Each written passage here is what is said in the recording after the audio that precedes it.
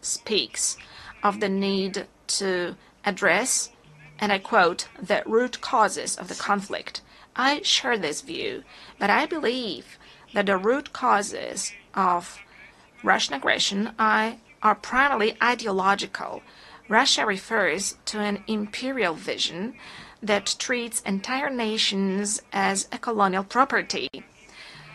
It denies them subjectivity on a regular basis, claiming that they are artificial constructs, and it justifies the invasion as a historical correction. And ladies and gentlemen, in Poland, in Central Europe, in Eastern Europe, we know all of that.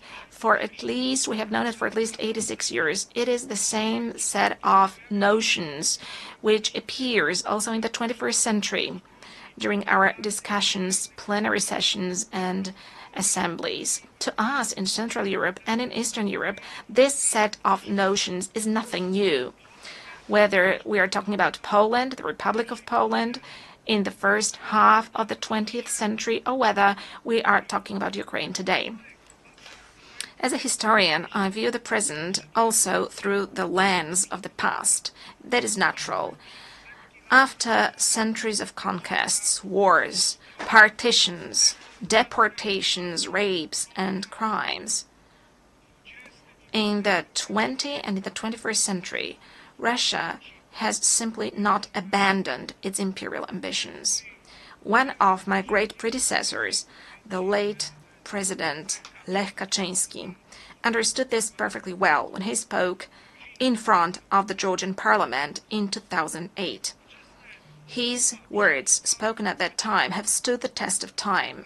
President Lech Kaczynski said, ladies and gentlemen, today Georgia, tomorrow Ukraine, the day after tomorrow the Baltic states, and later, perhaps, it will be time for my country, for Poland.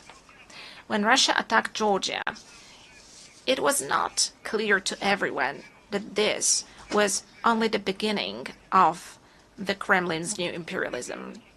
Unfortunately, the wind of history, which we know and understand so well in Poland, is beginning to blow again. Once again, we are experiencing Russian imperialism also on our soil, in Poland.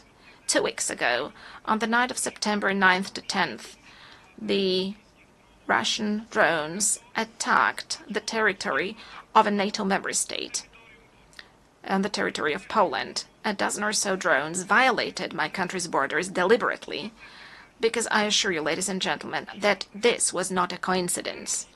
It happened on orders issued in the capital of a country which is a permanent member of the Security Council. As a result, for the first time since World War II, Poland was forced to open fire on hostile objects over our territory. And rest assured, ladies and gentlemen, as Commander-in-Chief of the Armed Forces and as President of Poland, that Poland will always react adequately and it stands ready to defend its territory. Poles, ladies and gentlemen, were not scared of the Soviets in 1920, and they defended the European civilization. They defended the Soviets in 1920. Polish people and the countries of Central Europe did not give up their spirit of freedom and sovereignty for 45 years of Soviet colonialism after 1945.